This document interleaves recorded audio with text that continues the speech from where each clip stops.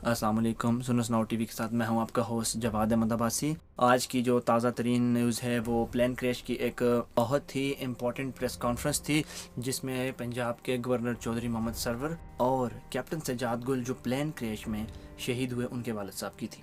Captain Sajjad गुल के वालिद साहब ने कहा कि उन्हें इस इन्वेस्टिगेशन के ऊपर बिल्कुल यकीन नहीं है। क्योंकि इसके अंदर तमाम के तमाम PIA का अमला इन्वॉल्व है कि वही इसकी इन्वेस्टिगेशन करेंगे। उन्होंने अपनी तरफ से अपना एक बयान दे दिया। अब नाजरीन हम आपको बताएंगे कि आगे क्या वजूहत होंगी। जब PIA ख़ुद इन्वेस्टिगेशन करेगा तो एक शफाफ इन्वेस्टिगेशन नहीं होगी। हालांकि ये एक ख़बर भी आई है कि एयर ट्रैफिक कंट्रोल की लाइल्मी और उनकी गलती की वजह से प्लेन क्रैश हुआ। उन्होंने लैंडिंग गियर को खोलने के लिए कोई काशंस नहीं दी, जिस वजह से ये हादसा पेश आया। अब अगर हम आपको सोल्यूशन की तरफ लेके आते हैं, इसका सोल्यूशन क्या होना चाहिए। सबसे इम्पॉर्टेंट बात जो मैं आपको अभी बताने वाला हूँ वो ये है कि इस इन्वेस्टिगेशन के अंदर FIA को इन्वॉल्व करना चाहिए।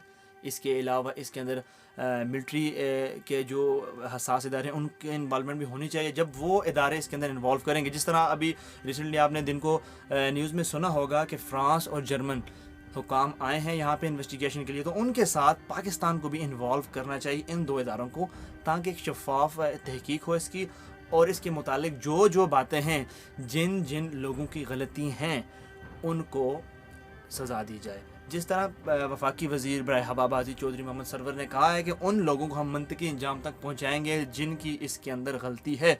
तो नाज़रीन, अगर मुल्की तारीख़ में ये हो गया तो ये पहली दफ़ा होगा कि किसी इस तरह के इंसिडेंट के अंदर उन लोगों को सज़ा मिली है। और जब उन लोगों को सज़ा मिलेगी तो उसके बाद ही हमारा जो डिपार्टमेंट है PIA का, ये एक ठीक तरीके से अपना काम करेगा। आपके सामने है पाकिस्तान के अंदर जितनी भी प्राइवेट एयरलाइंस है वो अच्छी खासी चल रही हैं। उनके जहाज़ क्रैश होते हैं बट उनकी जो आमदन है बड़ी अच्छी है। जिस तरह एयर ब्लू है, बूजा एयरलाइन थी, जितनी भी एयरवेशिया XYZ जितनी भी हैं, बट PIA को देखें हमेशा खसारा में जा रही है। इसलिए ऐसे इनकी जब तक इनकी तहकीकात शफाफ अंदाज से नहीं होंगी उस वक्त तक इस तरह के हादसात भी होते रहेंगे। और जब तक हमारे मुल्क के अंदर हम नए प्लेन नहीं ख़रीदेंगे तो ये मसले मसाइल होते रहेंगे। हमें चाहिए कि हमारे मुल्क की जो गवर्नमेंट है वो अब नए तैयारों की तरफ जाए, ना कि उन पुराने तैयारों को यूज़ करे। क्यों?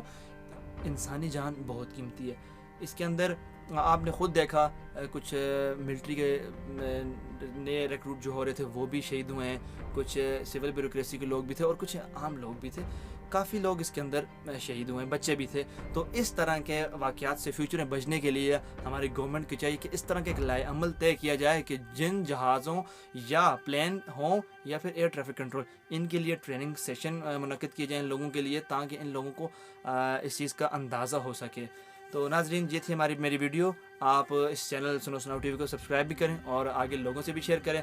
मज़ीद आपको नई वीडियो इंशाल्लाह देखने को मिलेंगी। Thank you. अल्लाह हाफ़िज़।